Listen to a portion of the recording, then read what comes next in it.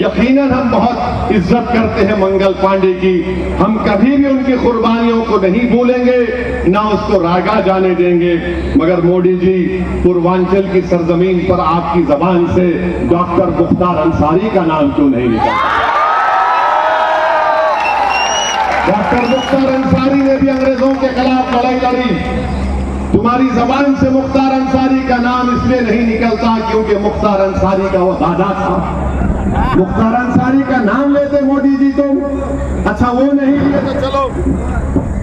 मोदी जी, आप कम से कम मिर्जापुर को आए तो नागा प्रसाद विश्वकर्मा का नाम ले लेते, जिसको महाराजा की फौज ने शहीद कर दिया था। मोदी जी को मालूम ही नहीं होगा नागा प्रसाद विश्वकर्मा का है। मोदी जी, जब आप मिर्जापुर को आए तो कम से कम अब्दुल वाहिद का नाम तो ले लेते, जिसको अंग्रेजों ने सन 57 की जंग आजादी में शहीद कर दिया था। ये वो सरजमीन है जहां पर ऐसे बड़े बड़े जियाले पैदा हुए। ये वो सरजमीन है जहां की गयूर माओ ने अपनी कोख से ऐसे बहादुरों को पैदा किया जिन्होंने अंग्रेजों से की गुलामी से देश को आजाद करवाया। मैं उन जियालों से और उन माओ से कह रहा हूं कि आज आपको पीडीएम का साथ देना है। मैं उन बहादुर नौजवानों से अपील कर रहा हूं कि गुलामी मत करो, गुलामी मत करो, किसी से मत डरो।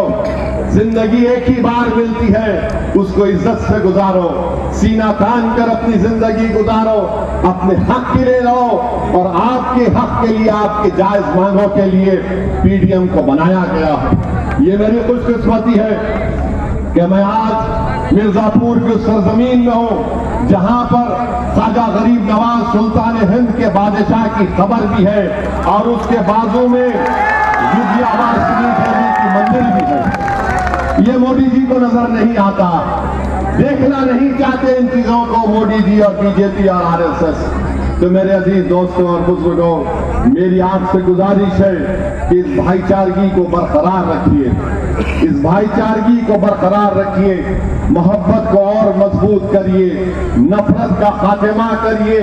और नफरत का खात्मा उस वक्त होगा जब आप पीडीएम का साथ देंगे, जब आप हमारे दौलत सिंह पटेल साहब को पहली तारीख के दिन लिफाफे के निशान पर वोट लगाकर उनको कामयाब करेंगे।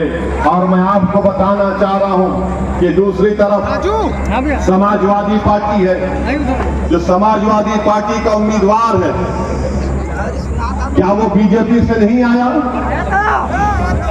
क्या वो बीजेपी से नहीं आया? आया नहीं आया? आप जानते हैं कि जब वो सांसद था बीजेपी का, जो आज समाजवादी पार्टी का कैंडिडेट है, इसने CAA कानून के किसका साथ किया, CAA कानून के लिए वोट दिया। क्या आप CAA कानून को मानते हैं? क्या आप CAA कानून को मानते हैं? और वही CAA कानून को भारत की पार्लियामेंट में मोदी और अमित शाह के 300 MPs के सामने उस कानून के बिल को अगर किसी ने फाड़ा तो उसका नाम असदुद्दीन ओवैसी था।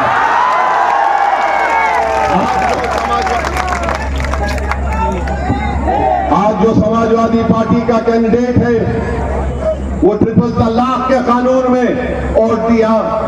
क्या आप ट्रिपल तलाक के कानून को मानते हैं? मेरे भाई, मेरे बुजुर्गों, मेरी सरदार मां और बहनों, ये अखिलेश यादव का, ये इनकी मोहब्बत है अल्पसंख्यक समाज से कि जो बीजेपी से आ गया, इनके पास एक स्टैंप है, वो स्टैंप लगा देते सेक्युलर हो गया। बताइए, आपके पास भी तो वॉशिंग मशीन आ गई, क्या वो वॉशिंग मशीन आपको मोदी जी ने दी? कि मोदी जी के पास एक वॉशिंग मशीन है मोदी के पास कि जो करप्शन करे मोदी के पास आ जाए वो साफ हो जाता है, और जो बीजेपी से निकल कर आ जाए अखिलेश के पास तो वो सेक्युलर हो जाता है।